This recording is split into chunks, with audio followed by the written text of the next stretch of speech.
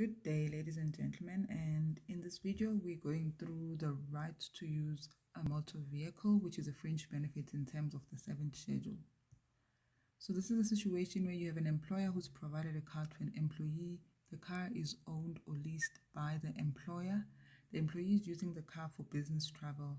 The fringe benefit then works out the value of the private travel component, and that's what we want to tax. That is what is going into gross income in terms of special inclusion paragraph I. Some exceptions do apply. So, for example, if you have a car that is kept at the employer's premises and is available for general use to all employees for business purposes only and private use is incidental, that is excluded from this fringe benefit.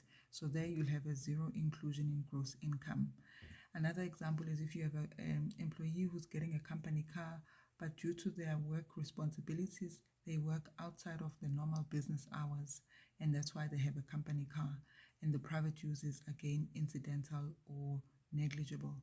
That will also have a nil value fringe benefit. So when you go through questions, do look out for those little bits of information that could indicate that you're dealing with an fringe benefit that is actually excluded from this the 7th schedule, because it is one of the exceptions.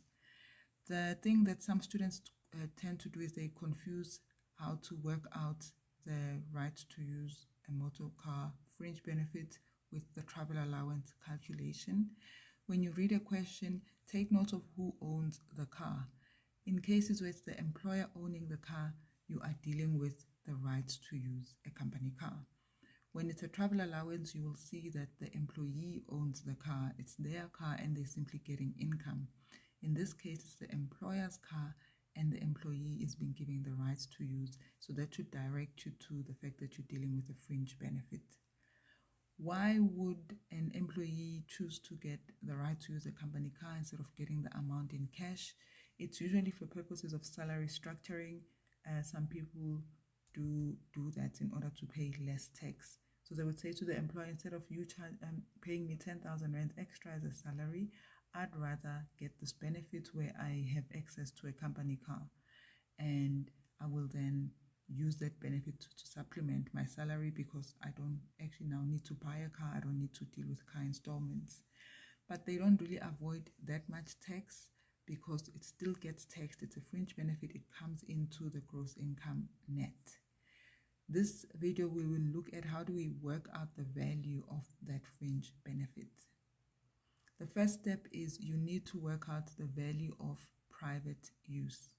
And there's a formula that we use for that. It differs based on whether the employer owns the car or whether the employer leases the car. This slide, we're looking at the formula for when the employer owns the car. The first step is you need to work out the determined value of that motor vehicle.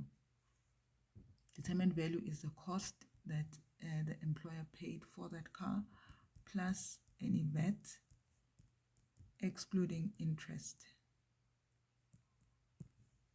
There are cases where you would have to depreciate the determined value if you see that it's a car that the employer has used for more than 12 months before they gave it to the employee. You have to apply 15% depreciation per annum using the reducing balance method. Okay, so that's something that you have to look out for. Look at when the employer actually acquired the car, what was the date, and then look at when it was given to the employee to use. If there's more than a 12-month gap, you must then bring in the depreciation. Another tip, look out for the VAT. If the employer acquired the car before the 1st of April 2018, you would then use the 14%. If it's before 1 April 2018. If it's after, you would use 15% because that's when the VAT rate changed. Once you have the determined value, you would then multiply that by 3.25 or 3.5%. Which one do you use?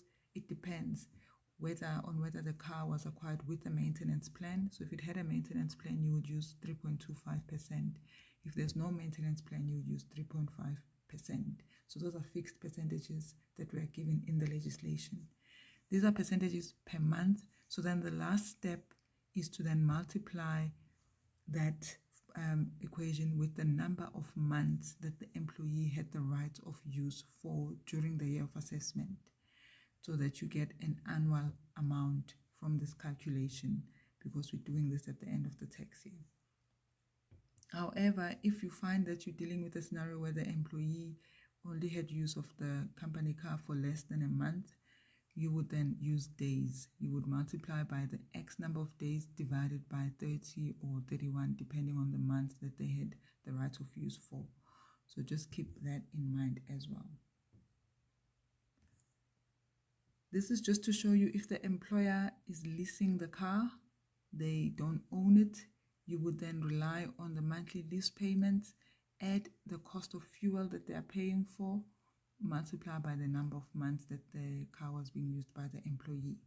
So the formula looks different if it's a leased car. Okay, so I wanted to look at the logic of the calculation, because what comes in after you've worked out the value of private use is the reductions. So you have to reduce your value of private use, and I want to explain why we do that. If you look at the calculation, the answer that you get for value of private use after you've taken determined value multiplied by the percentages multiplied by the months, the answer gives you the value for all travel, and by that I mean it gives you the value for the business travel and the private travel, because we're looking at everything at 100%. We haven't taken into account the fact that, wait, the person was using the car for business purposes. It doesn't come through. So the reductions then try to eliminate the business travel aspect from the value of private use, so that we are only left with the private travel aspect. And that is the portion that we want to tax. That's the portion that we want to include in gross income. There's basically 3 reductions that you need to be aware of. The first one takes the value of private use that you've worked out. So that's your total from the first step. You then multiply that by the business kilometers divided by total kilometers. And by doing that, you're eliminating from the value of private use, you're eliminating the value that is linked to business travel. And we are not taxing it because it is for business purposes. It is a justifiable value. And SARS is saying, you got the car, you used it for business purposes. We are happy with that. We're not trying to tax that. So you would reduce that, the value of private use by that reduction in all instances. This applies in all instances. The other 2 depend on who paid for the expenses, etc. The second reduction looks at the cost that the employee has incurred. The condition there is that those costs must have been incurred or paid by the employee, not the employer. And they must have proof, they must have the slips and the invoices to prove that they've paid for those costs. These are costs like the insurance, licensing fees, repairs, service costs, etc. You add those costs up and then you multiply by the private mileage divided by the total mileage. The third reduction is for fuel.